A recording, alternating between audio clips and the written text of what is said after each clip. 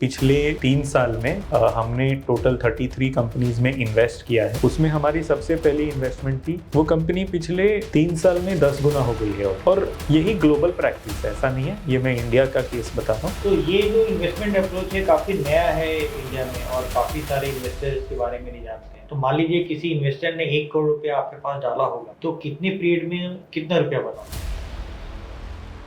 नमस्कार, मैं समीर कुमार आप सभी का स्वागत करता हूं आज द एक्सपर्ट के इस नए एपिसोड में।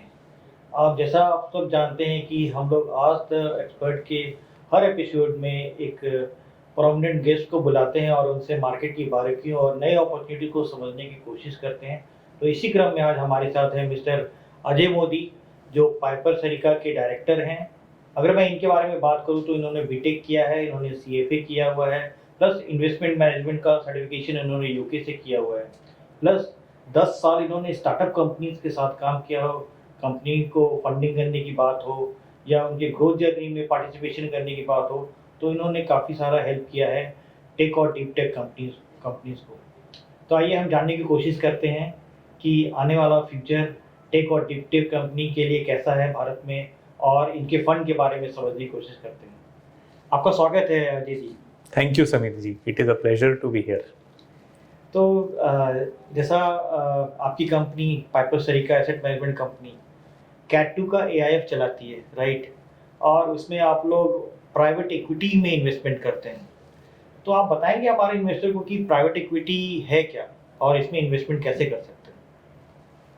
तो जिस तरीके से इन्वेस्टर्स लिस्टेड कंपनीज के शेयर्स लेते हैं, अब लिस्टेड कंपनी के जैसे शेयर्स लोग खरीदते हैं, बेचते हैं, तो वो तो सेकेंडरी मार्केट में शेयर्स ट्रेड हो रहे हैं। बट जब कोई लिस्टेड कंपनी QIP करती है, प्राइमरी कैपिटल रेज करती है या IPO होता है अक्सर, तो वो पैसा कंपनी के बैलेंस शीट पे जाता है, जिस पैसे को कंपनी ग्रोथ के लिए यूज़ करती है। अभी ये तो लिस्टेड कंपनीज में होता है। सिमिलरली जो प्राइवेट कंपनीज हैं, जो अभी लिस्टेड नहीं हैं, उनको भी ग्रोथ के लिए कैपिटल की ज़रूरत होती है। तो जब वो प्राइवेट कंपनीज ग्रोथ के लिए पैसे रेज करती हैं, डिपेंडिंग कि वो किससे पैसे रेज कर रहे हैं और किस स्टेज पे कर रहे हैं, जो थोड़े एडवांस कंपनीज होते हैं, मैच्योर कंपनीज होते हैं, वो जब कैपिटल रेज करते हैं प्राइवेटली, तो उसे प्राइवेट इन्वेस्टमेंट कहते हैं। जो इन्वेस्टर्स, जो स्पेसिफिक तरीके का इन्वेस्टर उन चीज़ों में पार्टिसिपेट करता है, उसे जनरली प्राइवेट इक्विटी फंड्स या फिर वेंचर कैपिटल फंड्स कहते हैं। तो दिस इज़ द लैंडस्केप। इसको प्राइवेट इक्विटी और वेंचर कैपिटल दोनों को सेम नज़रिए से देखा जा सकता है। तो ये जो इन्वेस्टमेंट अप्रोच है काफ़ी नया है इंडिया में और काफ़ी सारे इन्वेस्टर इसके बारे में नहीं जानते हैं। तो क्या आप बता सकते हैं कि इसमें जो इन्वेस्टमेंट है वो कितना रिस्की है as compared to listed entity में इन्वेस्टमेंट के कंपेयर करें तो 2 चीज़ें हैं ना इसमें, कि एक ये नया, बहुत ज़्यादा नया नहीं है, बिकॉज पिछले काफ़ी सालों से इंडिया में कंपनीज हैं जो पैसे रेज करती आई हैं और प्राइवेटली कैपिटल रेज करके वो ग्रो करते हैं, और फिर जब एक अच्छे साइज पे पहुंच जाते हैं तब वो अपने आप को लिस्ट करते हैं। तो private investing as a concept India में नया नहीं है। उसको ऑर्गेनाइज्ड और रेगुलेटेड तरीके से करना और एक बड़े स्केल पे करना, वो पिछले कुछ सालों में ज़्यादा तेज़ी से बढ़ा है। वो इसलिए भी बढ़ा है कि जैसे हमारी कंट्री और इकोनॉमी का प्रोग्रेस हुआ है, तो हमारी जो कंपनीज हैं उनकी प्राइवेटली कैपिटल रेज करने की जो कैपेबिलिटी है, जो क्षमता है, वो काफ़ी बढ़ गई है। तो उस वजह से ये एक काफ़ी अच्छा और काफ़ी बड़ा ट्रेंड बन गया है। अब इसमें दूसरी तरफ ये देखें कि ये कितना रिस्की है, इसको एक इस लेंस से देख सकते हैं कि जब आप किसी लिस्टेड कंपनी का भी पोर्टफोलियो बनाते हैं, अगर कोई अच्छे PMS, अगर कोई अच्छे म्यूचुअल फंड्स में मैं देखूं, तो जो उनका परफॉर्मेंस होता है, वो परफॉर्मेंस जनरली उनके टॉप 30-40 कंपनीज से ड्राइव होता है। जो बॉटम 30-40 कंपनीज होते हैं वो या तो फ्लैट होते हैं या तो नेगेटिव हो जाते हैं। सिमिलरली प्राइवेट इन्वेस्टमेंट में भी इसी तरीके का ट्रेंड होता है। अगर एक अच्छा प्राइवेट इन्वेस्टमेंट पोर्टफोलियो में देखूं 20-25 कंपनीज का, तो उसमें ये प्रोबेबिलिटी है, पॉसिबिलिटी है कि कुछ कंपनीज, अज्यूम करिए आपकी 10-15% कंपनीज जो होंगी वो या तो नेगेटिव रिटर्न देंगी, या तो इन सम केसेस ये भी हो सकता है कि उन्हें राइट ऑफ करना पड़े बिकॉज वो स्केल नहीं कर पाई, तो उनका बिजनेस बंद हो गया फॉर वॉट एवर रीजन्स। कभी टेक्नोलॉजी के चेंज की वजह से होता है, कभी स्केलेबिलिटी के वजह से होता है, कभी कोई बड़े रेगुलेटरी चेंज की वजह से होता है। तो उस वजह से ये रिस्क होता है, डेफिनेटली होता है। But on the other side जो कंपनीज अच्छी चलती हैं, वो कंपनीज अक्सर ये देखा गया है कि जो रिटर्न वो देते हैं वो परसेंटेज में नहीं होता, वो मल्टीपल में होता है। और इंडिया में ऑलरेडी इस तरीके की काफ़ी सक्सेसफुल केस स्टडीज़ हैं। जैसे अगर आप कुछ एक डेकेड पहले चले जाओ, इन्फोएज नाम की एक लिस्टेड कंपनी है जिन्होंने जोमेटो, पॉलिसी बाजार और इस तरीके के अलग स्टार्टअप्स में इन्वेस्ट किया था। जोमेटो ने, इन्फोएज ने जो जोमेटो में पैसे इन्वेस्ट किए पिछले 14 साल में, ऑलमोस्ट 90 करोड़ रुपीज़ अप्रॉक्सीमेटली, उसकी आज जो वैल्यू है वो मोर देन 30,000 करोड़ है। तो अगर मैं देखूं तो वो मतलब it is not percentage times, it is almost 350 times, 350 गुना का रिटर्न है। और सिमिलरली जैसे एक वेंचर फंड है, बहुत ही वेल नोन वेंचर फंड है जिन्होंने ग्रो में इन्वेस्ट किया था। पिछले 9 साल में उन्होंने अलग अलग पीरियड में ग्रो, जो कि अभी एक लिस्टेड कंपनी है जिसमें इन्होंने इन्वेस्ट किया था, ऑलमोस्ट 230 करोड़, जिसकी आज वैल्यू मोर देन 22,000 करोड़ है।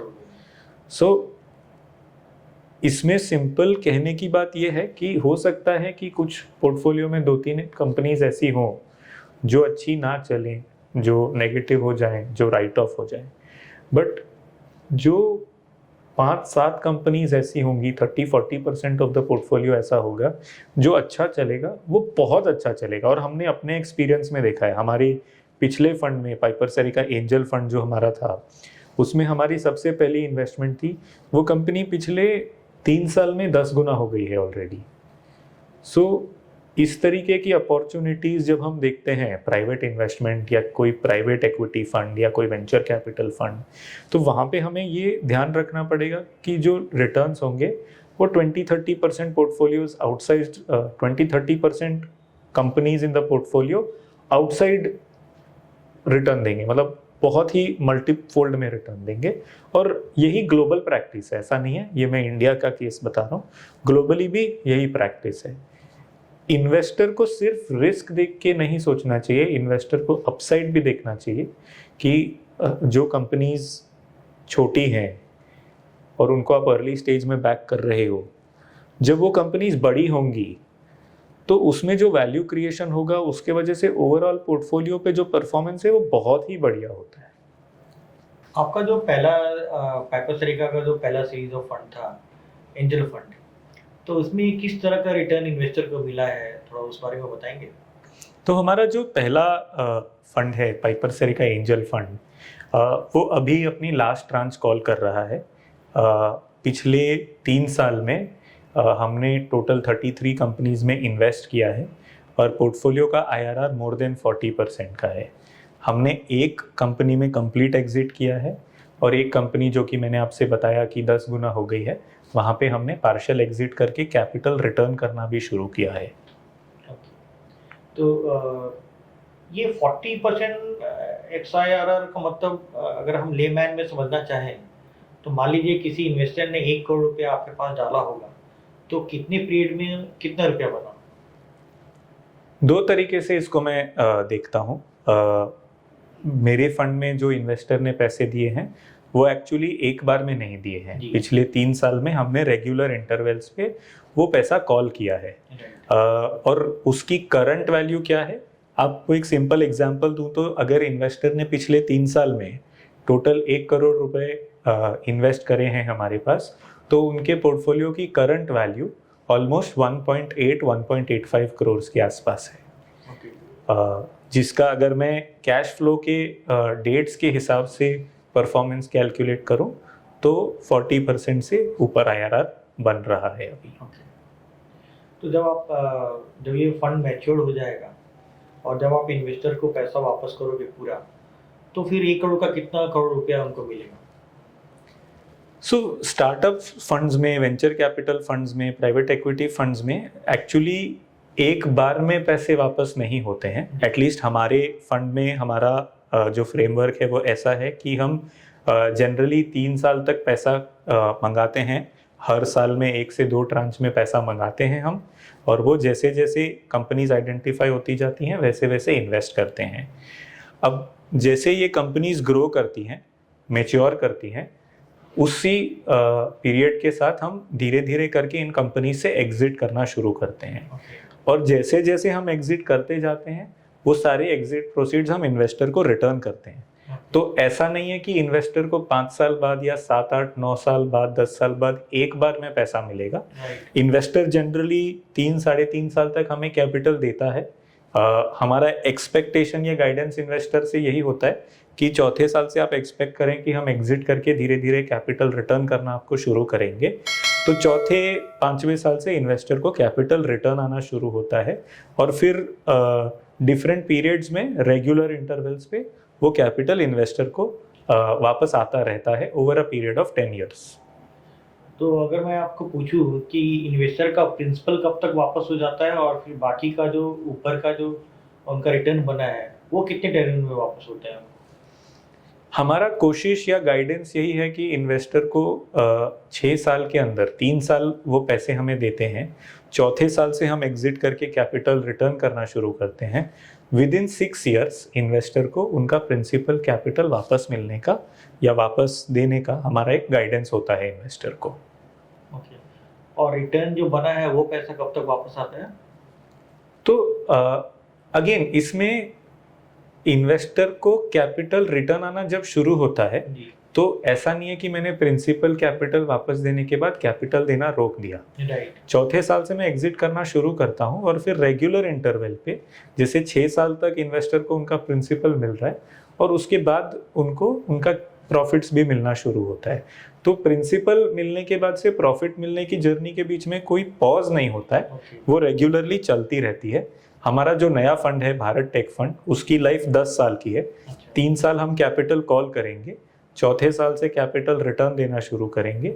विदिन 6 ईयर्स इन्वेस्टर को प्रिंसिपल कैपिटल जितना पैसा वापस मिलेगा, और उसके बाद भी वो सफर चलता रहेगा। तो आपका जो सेकेंड फंड है भारत टेक फंड, तो जैसा हम देख रहे हैं कि दुनिया में टेक्नोलॉजीज के ऊपर काफ़ी काम हो रहा है इन कंपेयर टू इंडिया। अभी अगर मैं एआई की बात करूँ या डीप टेक्नोलॉजी की बात करूँ, तो उस साइड में अगर मैं देख रहा हूँ कि यूएस और बाकी कंपनीज में, बाकी कंट्रीज में ज़्यादा अच्छा काम हो रहा है इंडिया की कंपनीज में।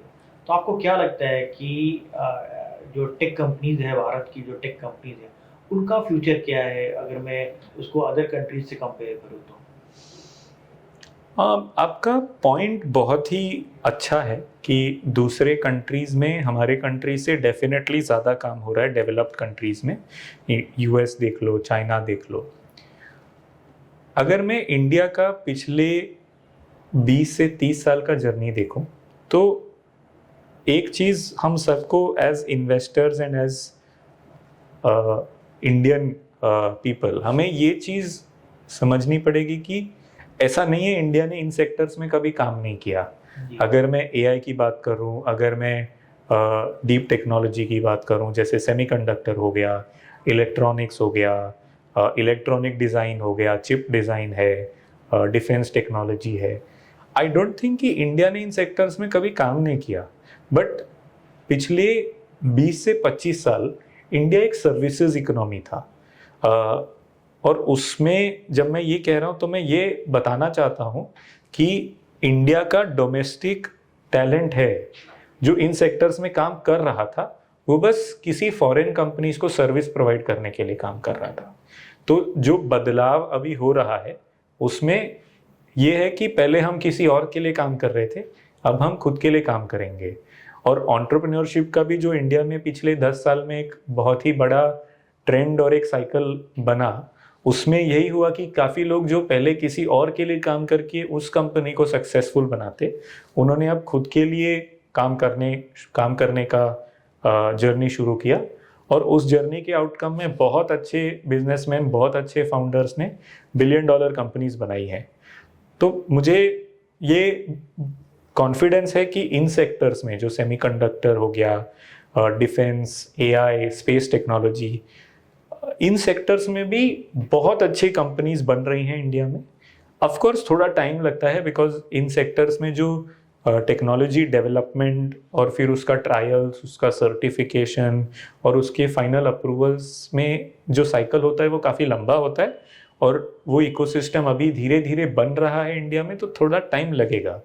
बट इन कंपनीज में एक बहुत इंपॉर्टेंट बात ये होती है कि ये जो सेक्टर्स हैं, इसमें जो सक्सेसफुल कंपनीज अगर मैं दुनिया भर में देखूं तो बहुत हाईली प्रॉफिटेबल बिजनेसेस होते हैं। तो अगर अगले 5 से 10 साल का ट्रेंड में देखूं तो मुझे बहुत ही बड़ा बिलीफ है कि अगले 10 साल के ट्रेंड में ये सेक्टर्स होंगे जो इमर्जिंग सेक्टर्स होंगे। जैसे अगर आप पिछले 10 साल का ट्रेंड देखो, पिछले 10 साल का ट्रेंड था कि इंडिया में इंटरनेट का पेनिट्रेशन बहुत तेज़ी से बढ़ा, और उसका जो एक आउटकम हुआ कि बहुत सारे अच्छे बड़े consumer internet, consumer tech, consumer brand companies बन के आए, जिन्होंने अपनी जर्नी डिजिटल से शुरू करके और फिर फिजिकल में आके उन्होंने स्केल किया। तो सिमिलरली अभी जो एक ट्रेंड बन रहा है वो ये है कि टैलेंट इम्प्रूव हो रहा है इस देश का। ऑफकोर्स 135 करोड़ लोगों का ये देश है, हमारे पास टैलेंट की कभी कमी नहीं रही, पर हमारा काफ़ी अच्छा टैलेंट जो किसी दूसरे कंट्रीज़ में चला जाता था, विदेश माइग्रेट हो जाता था, अब वो जियोपॉलिटिकल इश्यूज़ की वजह से वो भी वापस इंडिया आ रहे हैं। तो उसकी वजह से भी एक बहुत ही बड़ा सपोर्ट इस इकोसिस्टम को मिल रहा है। ओवरऑल मुझे काफ़ी साइंस और सिग्नल्स दिख रहे हैं कि इन सेक्टर्स में अगले 10 साल में बिलियन डॉलर कंपनीज बन के निकल के आएंगी। तो आपको वो अपॉर्चुनिटी दिख रहा है इस सेगमेंट में? हमें डेफिनेटली दिख रहा है। हमारा जो पिछला फंड है, पाइपर सरी का एंजल फंड, उससे हमने इन्हीं सेक्टर्स में इन्वेस्ट किया है। पिछले फंड में हमारे फंड का 4 सेक्टर्स पे बड़ा फोकस था: semiconductor and advance electronics, defence and space tech, fintech and AI. अब अगर मैं देखूं, हमारे पोर्टफोलियो में काफ़ी अच्छे सक्सेस केस स्टडीज़ हैं। एक कंपनी है जो व्हीकल टेलीमेटिक डिवाइसेस बनाती है, जिससे व्हीकल्स ऐप्स के साथ कम्युनिकेट कर पाते हैं। आप घर बैठे अपनी गाड़ी को ट्रैक और ट्रेस कर सकते हैं। इतना ही नहीं, आप गाड़ी को ऑन कर सकते हैं, आप गाड़ी को लोकेट कर सकते हैं, आप गाड़ी को स्टार्ट कर सकते हैं, आप गाड़ी को आगे पीछे कर सकते हैं। तो ये सारे टेक की कैपेबिलिटीज़ के लिए वो प्रोडक्ट बनाते हैं, टेलीमेटिक्स प्रोडक्ट। 2 साल पहले जब हमने उस कंपनी में इन्वेस्ट किया था, उसकी सालाना रेवेन्यू कुछ शायद 1 करोड़ रुपए की थी। बट आज जब मैं आपसे बात कर रहा हूँ और मुझे बताते हुए बड़ी खुशी हो रही है कि उस कंपनी का 160 करोड़ का ऑर्डर बुक है। Tier 1 OEMs, Sonalika, Eicher motors जैसी कंपनीज को उनका प्रोडक्ट सप्लाई हो रहा है। जो कंपनी 2 साल पहले 220 स्क्वायर फीट के ऑफिस से ऑपरेट कर रहे थे, वो आज ऑलमोस्ट 24,000 स्क्वायर फीट की एक फैक्ट्री चलाते हैं। 2 ऑफिसेज हैं जहाँ पे R&D हो रही है, टीम्स बैठ के बिजनेस ग्रो कर रहे हैं। तो हमने ऑलरेडी, और ये तो बहुत छोटे टाइम में हुआ है, 2 साल में हमने ये प्रोग्रेस देखा है। एक और हमारे पोर्टफोलियो में कंपनी है पैंथेरन। वो साइबर सिक्योरिटी एनक्रिप्शन के लिए हार्डवेयर, फर्मवेयर, सॉफ्टवेयर लेयर बनाते हैं। हमने इस कंपनी में 2023 में इन्वेस्ट किया था। 100 करोड़ की वैल्यूएशन थी उस समय। लास्ट ईयर इस कंपनी ने with in 2 years again 500 crore की वैल्यूएशन पे एक राउंड रेस किया था। और जब हमने इन्वेस्ट किया 2023 में, तब 2 से 4 करोड़ का साल का एनुअल रेवेन्यू था। अभी अगर मैं उस कंपनी की बात करूं तो $160 मिलियन, यानी कि ऑलमोस्ट 1500-1600 करोड़ रुपए का उसका ऑर्डर बुक है, जिसमें से ऑलमोस्ट 500 करोड़ का ऑर्डर तो इंडियन रेलवे से आया है। तो एक स्टार्टअप जो कि मतलब 3 साल पहले बहुत ही छोटा था, भारत सरकार ने उसे 500 करोड़ का ऑर्डर दिया है, विच डेफिनेटली मीन्स कि कंपनी में और उनकी टीम्स में, उनके प्रोडक्ट में वो कैपेबिलिटी रही होगी, तब जाके इंडियन गवर्नमेंट, इंडियन रेलवे जो कि बहुत डिटेल डिलीजेंस करता है पूरा वेरिफिकेशन करते हैं, मल्टीपल ट्रायल्स करते हैं, वो सब करने के बाद उन्होंने एक ऑर्डर दिया है। तो ये सारी जो केस स्टडीज़ हैं वो इस बात का प्रूफ है कि इंडिया में इस तरीके की अच्छी कंपनीज बन रही हैं, ग्रो हो रही हैं, और ज़्यादा होगा। मतलब ये तो अभी शुरुआत है, ऐसा मुझे लगता है। आपकी रिसर्च टीम के बारे में थोड़ा जानना था कि कौन कौन लोग हैं आपकी रिसर्च टीम में, और आपका जो स्टॉक का जो सिलेक्शन प्रोसेस है वो क्या है? हमारी टोटल टीम जो है पाइपर सेरिका की 20 लोगों की है, जिसमें से आधी टीम जो है वो back office, accounting, operations, compliance और कंट्रोल्स में काम करते हैं, और जो बाकी आधी टीम है वो रिसर्च साइड पे है। पाइपर सेरिका का एक लिस्टेड इन्वेस्टमेंट प्रैक्टिस भी है जहां हमारा एक पीएमएस है, तो उसकी रिसर्च टीम सेपरेट है। वेंचर इन्वेस्टमेंट साइड पे, स्टार्टअप इन्वेस्टमेंट फंड्स के साइड पे हमारी एक 5 लोगों की टीम है, सीनियर एनालिस्ट्स हैं, और हर सेक्टर में उनकी अपनी खुद की मास्टरी है। जैसे हमारे एक एनालिस्ट हैं जिनकी पिछले 5 साल से फिनटेक में काम करने की एक्सपीरियंस के साथ उनकी मास्टरी है। एक हमारे एनालिस्ट हैं जो पहले फाउंडर थे, पहले रोबोटिक्स कंपनी उन्होंने शुरू करी थी, तो इलेक्ट्रॉनिक्स, रोबोटिक्स, ड्रोन्स, इन सब का उनको काफ़ी डिटेल्ड अंडरस्टैंडिंग है। तो इस तरीके से अच्छी टीम है हमारी। और टीम के अलावा हमारा एक बोर्ड ऑफ एडवाइज़र्स हैं जिसपे 8 बहुत ही senior professionals as an advisor हमारे साथ काम करते हैं। उन सब की अपने अपने सेक्टर्स में लास्ट 20 से 30 साल की एक्सपीरियंस का उनका ट्रैक रिकॉर्ड है। एक जो हमारे एडवाइज़र हैं डॉक्टर एस क्रिस्टोफर, जो कि फॉर्मर डीआरडीओ के चेयरमैन थे, तो उनके और उनके जैसे कैलिबर के लोग हमारे साथ जुड़े हुए हैं जो इन कॉम्प्लेक्स सेक्टर्स में कंपनीज को फाइंड करने और उनको डिलीजेंस करने में हमारी हेल्प करते हैं। In terms of research process, generally मैं आपको ये बता सकता हूँ कि ऑन अ मंथली बेसिस हम 80 to 90 स्टार्टअप्स को स्क्रीन करते हैं या देखते हैं। हमने पिछले 10 साल से स्टार्टअप्स में इन्वेस्टमेंट की जर्नी देखी है। हमारा जो पहला फंड था 2022 में, उससे पहले 2016 से हम पर्सनल कैपिटल लगाकर स्टार्टअप्स में इन्वेस्ट कर रहे हैं और काफ़ी सक्सेसेस ऑलरेडी देखे। तो पिछले 10 साल में हमने ऑलमोस्ट 8000 से ज़्यादा कंपनीज को डिलीजेंस किया है, रिसर्च किया है, और उनके डेटा को यूज़ करके हमने इंटरनली भी एक एआई टूल बनाया है जो हर कंपनी को 17 पैरामीटर्स पे, क्वांटिटेटिव और क्वालिटेटिव बोथ, उन पैरामीटर्स पे कंपनी को रेट करता है और फिर एक प्रोबेबिलिटी ऑफ सक्सेस कैलकुलेट करता है। हमारे लिए जो मिनिमम बेंचमार्क होता है क्वालिफिकेशन का, वो 70% होता है। अब जैसा मैंने कहा कि जनरली हर महीने हम 70 to 80 कंपनीज को स्क्रीन करते हैं, तो उनमें से 50% रिजेक्ट कंपनीज तो फर्स्ट स्क्रीनिंग में ऑटोमेटिकली रिजेक्ट हो जाती हैं, बिकॉज या तो कुछ कंपनीज बहुत अर्ली होती हैं या उनका टेक्नोलॉजी डेवलपमेंट का जो साइकिल होता है बहुत लंबा होता है, या यूनिट इकोनॉमिक्स पे क्लैरिटी नहीं होती है, या वो सिंगल फाउंडर कंपनीज होती हैं। तो हमारे कुछ फ्रेमवर्क्स हैं, कुछ पैरामीटर्स हैं जिस पे 50 से 60% कंपनीज आउटराइट रिजेक्ट हो जाती हैं। जो 40% कंपनीज होती हैं उनमें जनरली हम एक फाउंडर्स के साथ फर्स्ट कॉल करते हैं, उनसे बिजनेस को समझते हैं, उनकी बिजनेस के फाइनेंशियल्स का डेटा लेते हैं और फिर थोड़ा एनालिसिस करते हैं। उसके बाद जनरली 50% कंपनीज रिजेक्ट हो जाती हैं। तो नेट ये 2 लेयर्स के बाद जनरली 20% कंपनीज ही बचती हैं जो हमें थोड़ा डिटेल में डाइव करना होता है। वो 20% कंपनीज को हम हमारे एआई टूल योडा एआई नाम रखा है हमने, तो हम योडा एआई के थ्रू उन कंपनीज को फिल्टर करते हैं, और वो फिल्ट्रेशन के बाद जनरली 1 से 2 ही कंपनीज बचती हैं। उन पे फिर हम बहुत ही डिटेल्ड और बहुत ही लंबा और बहुत ही प्रोसेस ओरिएंटेड रिसर्च करते हैं।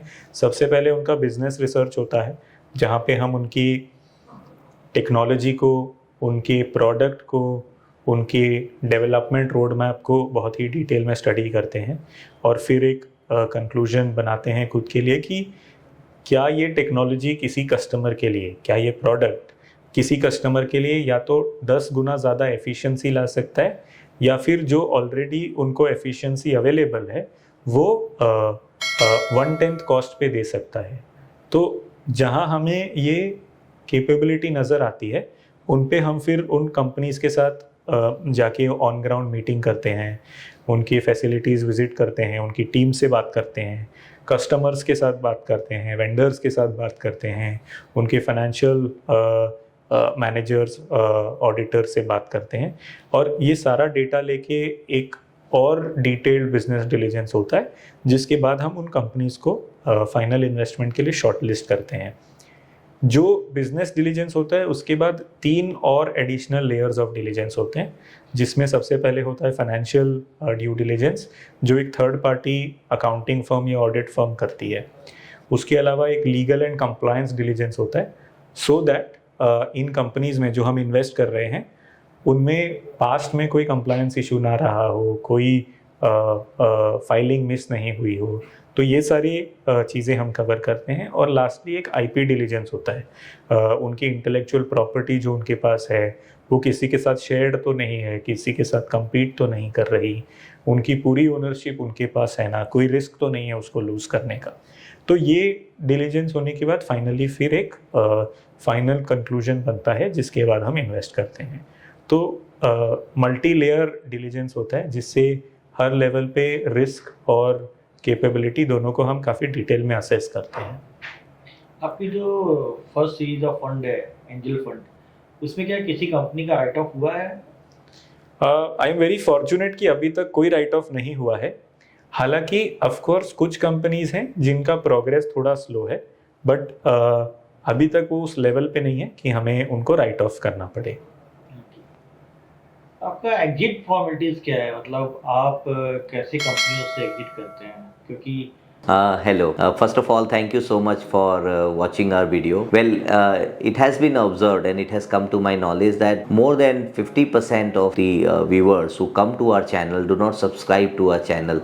So my submission to all of you is that if you like what we are doing, if you think that we are adding value to you in terms of knowledge, and we are inviting these industry experts and trying to understand from their wisdom how do they create wealth, if you like this, then my submission to all of you is to subscribe the channel, and this will help and motivate my entire team to come out with more number of videos and continue to add more value to you. Thank you so much. तो हमारे जो major investor होते हैं ना, उनको क्या होता है कि प्राइवेट इक्विटी में जब इन्वेस्टमेंट करते हैं तो उनका मेजर कंसर्न होता है कि हमें एग्जिट कैसे मिलेगा। तो थोड़ा आपकी एग्जिट पॉलिसीज के बारे में बताएंगे तो ज़्यादा अच्छा रहेगा। तो जनरली समीर जी, एग्जिट जो होता है ना किसी भी प्राइवेट कंपनी से, वो 3 रास्ते होते हैं, 3 जरिए होते हैं जिनसे एग्जिट हो सकता है। सबसे कॉमन जो लोगों को अवेयरनेस है वो है आईपीओ। जब कोई कंपनी में प्राइवेट कैपिटल रेज होता है, वो कैपिटल रेज करके वो ग्रो करते हैं, अपना बिजनेस एक्सपैंड करते हैं, और फिर वो एक लेवल पे जाते हैं जहाँ पे वो लिस्ट कर सकें। तो जब आईपीओ होता है उसके बाद हमारे शेयर्स लिक्विड होते हैं, हम एग्जिट करके निकल सकते हैं। दूसरा जो एक ज़रिया होता है, जो बहुत कॉमनली सुना नहीं होता है लोगों ने, बट एक वेल नोन तरीका है, जो है मर्जर्स एंड एक्विजिशंस। तो काफ़ी जो बड़े कंपनीज होते हैं, जो लिस्टेड कंपनीज हैं या बहुत बड़ी प्राइवेट कंपनीज हो सकती है पर बड़े हैं, जिनके पास ऑलरेडी एक स्ट्रॉन्ग कस्टमर बेस है और उनका एक स्ट्रॉन्ग रनिंग बिजनेस है, बट उनको ऐसा लगता है कि अगर मैं कोई कॉम्प्लीमेंट्री टेक्नोलॉजी को या कोई कॉम्प्लीमेंट्री कस्टमर सेगमेंट को ऐड करूं तो मेरा बिजनेस और ग्रो हो सकता है। तो वो जो बड़े कंपनीज होते हैं वो छोटी कंपनीज को, स्टार्टअप्स को अक्वायर करते हैं, जिससे उनके बिजनेस को एक्सपेंशन मिलता है, और जो स्टार्टअप होता है उनको भी एक बड़ा इकोसिस्टम मिलता है जहाँ पे जाके वो काम कर सकें। जनरली जब इस तरीके के एक्विजिशंस होते हैं तो इन्वेस्टर्स को वहाँ पे एग्जिट मिल जाता है, क्योंकि एक्विजिशन या तो कैश में होगा या तो जो अक्वायरिंग कंपनी है वो अपना स्टॉक देगी।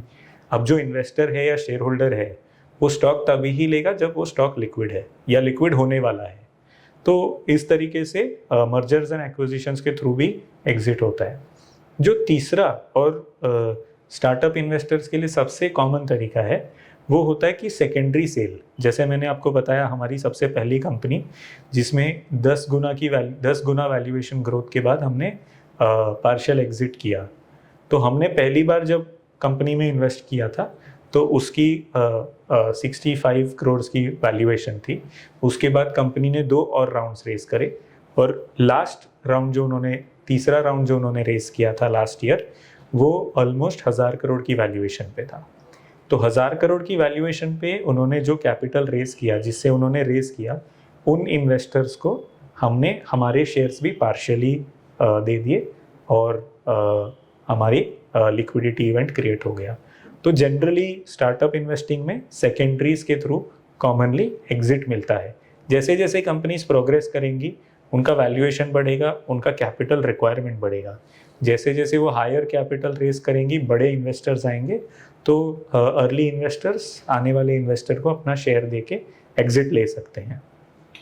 आइए आपके अब सेकेंड सीरीज ऑफ फंड के बारे में बात करते हैं, जो भारत टेक फंड है। तो इसमें मिनिमम टिकट साइज क्या है? Minimum ticket size Bharat take fund एक कैटेगरी 2 AIF है। कैटेगरी 2 AIF में मिनिमम इन्वेस्टमेंट 1 करोड़ का होता है। हैविंग सेड दैट, वो 1 करोड़ रुपए इन्वेस्टर ने हमें एक बार में नहीं देने, अगले 3 साल में एवरी रेगुलर इंटरवल्स पे, 4 से 6 महीने के रेगुलर इंटरवल्स पे हम कैपिटल ट्रांचेस में कॉल करेंगे। पहला ड्रॉडाउन कितना होगा? पहला ड्रॉडाउन अप्रॉक्सीमेटली 20% का होगा। 20 लाख रुपए। करेक्ट। फिर कितने इंटरवल के बाद दूसरा ड्रॉडाउन आएगा? 5 से 6 महीने के बाद। 5 से 6 महीने के बाद। और इसमें आप लोग क्या प्रोजेक्शन दे रहे हैं, कितना रिटर्न बनेगा कस्टमर का? हमारा जो गाइडेंस या एक्सपेक्टेशन है वो ये है कि जो ये एसेट क्लास है, इस एसेट क्लास की रिस्क को देखते हुए, इस एसेट क्लास की ग्रोथ को देखते हुए हमारा ये मानना है कि 30% ग्रॉस IRR, प्रॉफिट शेयर और टैक्स के बाद 25% नेट IRR, ये एक टारगेट है हमारा कि हम इन्वेस्टर्स के लिए जनरेट करें। तो अगर हम ले मैन टर्म्स में समझने की कोशिश करें तो 1 करोड़ 8 साल में 4 करोड़ हो जाएगा, 4 करोड़ से ज़्यादा हो जाएगा। तो हमारा 10 साल का फंड है, तो 1 करोड़ अगले 10 साल में 4 से 5 करोड़ हो जाएगा। 4 से 5 करोड़ हो जाएगा। मान लीजिए किसी इन्वेस्टर ने आपके फंड में इन्वेस्ट किया और उसको कुछ इमरजेंसी आ गई, तो क्या एग्जिट मिल सकता है? एग्जिट ऐसे डायरेक्टली तो नहीं मिल सकता, बिकॉज ये लिस्टेड कंपनीज नहीं है, तो मैं उनके शेयर्स किसी को बेच के लिक्विडिटी क्रिएट नहीं कर सकता। इन्वेस्टर के जो यूनिट्स होते हैं फंड में, वो उनके डीमैट में होते हैं, वो एक सेकेंडरी सेल के जरिए वो किसी और इन्वेस्टर को अपने यूनिट्स बेच सकते हैं और उससे उनको एग्जिट मिल सकता है। इम्पॉसिबल नहीं है, बट उनके लिए एक एग्जिट जब वो कर रहे हैं तो एक बाइंग इन्वेस्टर ढूंढना पड़ता है, जो पॉसिबल है, किया जा सकता है। इसमें आप कितने साल तक पैसा लेंगे इन्वेस्टर से और कब से पैसा वापस मिलना शुरू हो जाएगा? हम 3 साल में पैसा लेंगे रेगुलर 5 से 6 महीने के इंटरवल्स पे। चौथे साल से एग्जिट करना शुरू करने का हमारा प्लान है। तो चौथे साल से इन्वेस्टर को एग्जिट आना शुरू होगा और रेगुलरली ओवर 10 ईयर्स, यानी कि 3 साल के बाद और 7 साल तक इन्वेस्टर को कैश फ्लो आता रहेगा। तो ये आपने क्या कंपनी सिलेक्ट हो गया है, आप लोगों ने डिसाइड कर लिया है कि कौन सी ऐसी 25 से 30 कंपनियां हैं जहां पे आप इन्वेस्टमेंट करोगे, या वो ऑनगोइंग प्रोसेस है? वो एक ऑनगोइंग प्रोसेस है। अभी हमने कुछ कंपनीज देखी हैं, उस पर रिसर्च कर रहे हैं, बट हमारा एक डील का फनल है जिसमें काफ़ी कंपनीज हैं, बट किसी भी कंपनी के साथ हमने अभी तक कोई कमिटमेंट नहीं किया है इन्वेस्ट करने का। वो एक रेगुलर ऑनगोइंग प्रोसेस है जो अगले 3 साल तक चलता रहेगा। तो इस सीरीज में आप पैसा लेना कब से स्टार्ट करने वाले हैं? हम फर्स्ट क्लोज का प्लान कर रहे हैं अगले महीने से। हम इन्वेस्टर्स के कमिटमेंट लेना और उनका ऑनबोर्डिंग करना अगले वीक से शुरू कर रहे हैं, और फर्स्ट ट्रांच का जो कैपिटल होगा वो जुलाई एंड से हम लेना शुरू करेंगे। तो किस एनएवी पे लोगों को कुछ एनएवी डिसाइडेड है या कैसा है, कितना यूनिट मिलेगा आपको? जनरली बेस एनएवी 100 या 1000 का होता है। हमारे जो फंड अकाउंटेंट RTA हैं, कट करो, ये थोड़ा गड़बड़ हो गया, तो कट कर देना है। मैं पूछता हूँ, तो आपके इस जो नए फंड है उसका बेस एनएवी क्या है? तो जनरली हमारे जैसे फंड्स का बेस एनएवी 100 या 1000 होता है। हमारे केस में 1000 का बेस एनएवी होगा। ओके, तो आज अगर इन्वेस्टमेंट कोई इन्वेस्टर करता है तो उसको 1000 का मिलेगा। मान लीजिए 6 महीने के बाद कोई इन्वेस्टर आता है, तो क्या वो 1000 का ही एनएवी उसको मिलेगा या उसको ज़्यादा पैसा पे करना पड़ेगा? उनको 1000 का एनएवी नहीं मिलेगा। उनका एनएवी डिफरेंट होगा, बढ़ा हुआ होगा। वो बढ़ने की 2 रीजंस होंगे। एक तो कि हमने जो फर्स्ट क्लोज करके कैपिटल कॉल किया, जो लिक्विड फंड में ही क्यों ना हो, वहाँ पे कुछ रिटर्न बना होगा। दूसरा, हमने अगर उस फेज में कुछ कंपनीज में इन्वेस्ट कर दिया तो हम नेक्स्ट क्लोज के पहले उन कंपनीज का एक रीवैल्यूएशन करके और फिर एक एनएवी मार्कअप लेंगे जिसपे इनकमिंग इन्वेस्टर्स को एनएवी एलोकेट होगा। तो 6 महीने बाद आने वाले इन्वेस्टर्स को अभी वाला एनएवी सेम प्राइस नहीं मिलेगा, उनको एक हायर प्राइस मिलेगा फॉर श्योर। तो उनका 1 ही करोड़ देना पड़ेगा या इक्वलाइजेशन का पैसा अलग से देना होगा? उनको 1 करोड़ के ऊपर एक इक्वलाइजेशन एनएवी जो आपने अभी कहा वो अलग से देना होगा। तो इसके चार्जेस क्या हैं? इस फंड में चार्जेस बताइए। फंड में स्टैंडर्ड जो ग्लोबली वेंचर फंड्स का प्राइसिंग होता है 2% फिक्स्ड मैनेजमेंट फीस होती है और 20% प्रॉफिट शेयर होता है। हमारे केस में भी 2% एनुअल मैनेजमेंट फीस है कमिटमेंट अमाउंट पर, 20% प्रॉफिट शेयर है और 12.5% का हर्डल रेट है फर्स्ट क्लोज इन्वेस्टर्स के लिए। हर्डल रेट विथ कैचअप है, पर उसका सेबी के टर्म्स में या फिर एक नॉर्मल टर्म्स में मतलब ये है कि जब तक मैं इन्वेस्टर को उनका कैपिटल प्लस 12.5% की IRR जितना कैपिटल उनको रिटर्न नहीं करता, तब तक मैं प्रॉफिट लेना शुरू नहीं करूँगा। जब मैं उतना रिटर्न कर दूंगा तो मैं सारे प्रॉफिट्स पे 20% प्रॉफिट शेयर चार्ज करूँगा। टैक्स लायबिलिटी क्या बनेगा इन्वेस्टर का? कैट 2 में जनरली पास थ्रू है, तो टैक्स लायबिलिटी वही होगा जो एक इन्वेस्टर प्राइवेट कंपनीज में डायरेक्ट शेयर्स में इन्वेस्ट करता, तो उनकी जो टैक्स लायबिलिटी होती वही होगी। लॉन्ग टर्म 2 साल बाद 12.5%, और अगर शॉर्ट टर्म हुआ, हमारे केस में शॉर्ट टर्म का प्रोबेबिलिटी बहुत ही कम है, ना के बराबर है। अगर शॉर्ट टर्म हुआ तो वो उनके स्लैब रेट पे उनको टैक्स लगेगा। क्या आप एनआरआई का भी पैसा ले रहे हैं इस फंड में?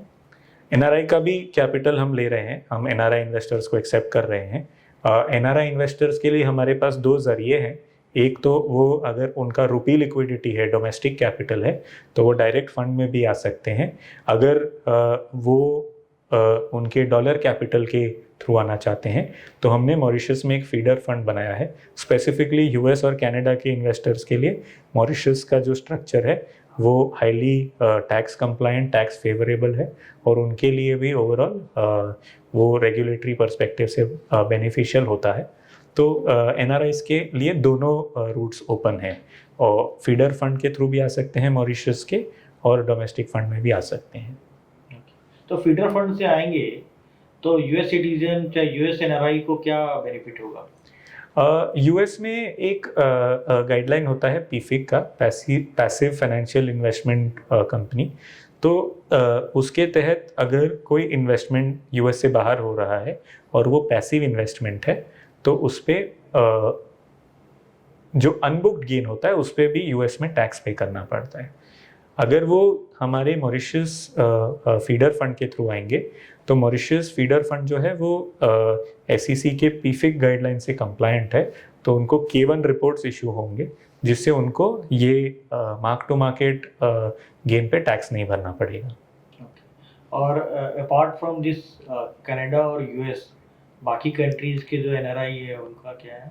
वो भी अगेन वो डोमेस्टिक फंड के थ्रू भी आ सकते हैं या उनको ऑफशोर फंड में आना है तो वो वहाँ भी आ सकते हैं। दोनों रूट्स, मतलब दोनों रूट में फ़र्क नहीं है, सिर्फ इतना ही फ़र्क है कि एक जो मॉरिशस वाला फीडर फंड है वो यूएस कनाडा के लिए ज़्यादा कंप्लायंट है। बाकी तो हर चीज़ में इन्वेस्टर इंडिफरेंट है कि वो वहाँ से आए या यहाँ से आए। आपके पास ऑनबोर्डिंग प्रोसेस क्या है? ऑनलाइन है या फिजिकल फॉर्म के थ्रू करना होगा? ऑनबोर्डिंग प्रोसेस सारा ऑनलाइन है।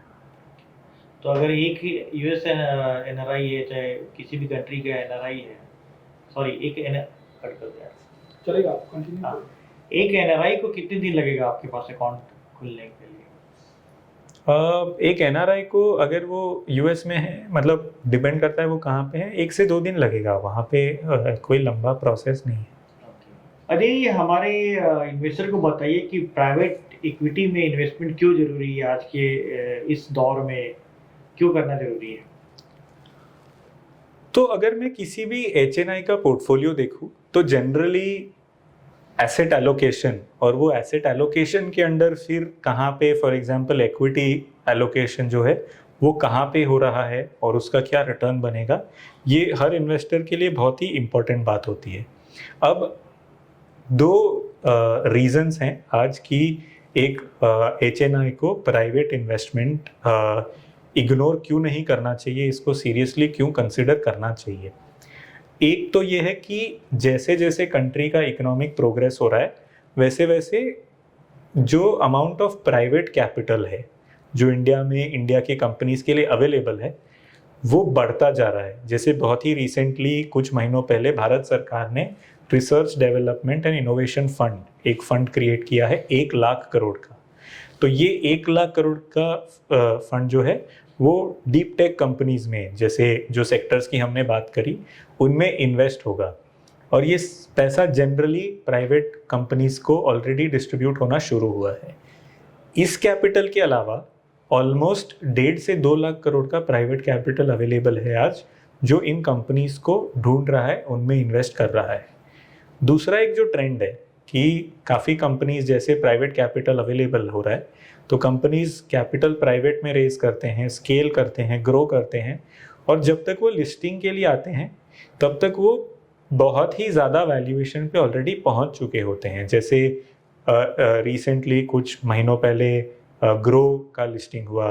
ग्रो अभी 1,10,000 करोड़ की मार्केट कैप पे है, बट ऑफकोर्स शुरू तो छोटे नंबर से हुआ था, राइट। तो जो 0 से 1 लाख करोड़ की मार्केट कैप की जर्नी थी उसमें से लार्जली 70% प्राइवेटली हो गई। तो काफ़ी सारा जो वैल्यू क्रिएशन हो रहा है जो हम small mid cap large cap बोलते हैं, राइट। तो जो स्मॉल कैप अल्फा है, मुझे ऐसा दिखाई दे रहा है कि काफ़ी सारा small cap alpha private companies में या प्राइवेट इकोसिस्टम में माइग्रेट हो रहा है। तो इसलिए, और दूसरा जो इमर्जिंग सेक्टर्स की हम बात कर रहे हैं जो कि अगले 10 साल के लिए एज अ नेशन बहुत ही इम्पोर्टेंट है और इनमें जो ग्रोथ अपॉर्चुनिटी है वो अबंडेंट है। तो अगर इन सेक्टर्स में किसी को इन्वेस्ट करना है, जैसे स्पेस टेक, अब स्पेस टेक में कोई लिस्टेड कंपनी नहीं है। अगर किसी इन्वेस्टर को स्पेस टेक में, AI में, साइबर सिक्योरिटी में इन्वेस्ट करना है तो उनको प्राइवेट इकोसिस्टम देखना ही पड़ेगा। सो इन रीजंस की वजह से कि एक इमर्जिंग सेक्टर्स सारे प्राइवेट हैं, दूसरा कैपिटल भी मेजरली प्राइवेट कंपनीज को ज़्यादा चेस कर रहा है, जिस वजह से अल्फा प्राइवेट इकोसिस्टम में माइग्रेट हो रहा है। तो इसलिए इन्वेस्टर के लिए ये चीज़ को कंसिडर करना बहुत इम्पोर्टेंट है और आने वाले समय के साथ उसकी इम्पोर्टेंस बढ़ती ही जाएगी। तो मैं यही रिकमेंड करूँगा कि एक कंस्ट्रक्टिव व्यू के साथ प्राइवेट इन्वेस्टमेंट्स को, स्टार्टअप्स को, इमर्जिंग सेक्टर्स को देखें, कंसिडर करें और अपने पोर्टफोलियो में राइट बैलेंस में एलोकेशन बनाएं। तो thank you very much Ajay ji, आपने काफ़ी अच्छे तरीके से प्राइवेट इक्विटी में इन्वेस्टमेंट की अपॉर्चुनिटीज़ को समझाया है। मुझे उम्मीद है कि हमारे जो इन्वेस्टर कम्युनिटी है उनको ये पसंद आएगा और उनकी काफ़ी हद तक हम क्वेरी को सॉल्व करने में कामयाब हुए हैं। अगर फिर भी इसके बाद आपके पास कोई भी क्वेरी है प्राइवेट इक्विटी में इन्वेस्टमेंट को लेकर के तो प्लीज़ आप हमें कांटेक्ट कर सकते हैं, हमारे वेबसाइट को विजिट कर सकते हैं और से कांटेक्ट करना है तो आपको डिस्क्रिप्शन में सारे डिटेल्स मिल जाएंगे। प्लीज़ आप उसको फॉलो करें और हमारे साथ कांटेक्ट करें। Okay, thank you very much.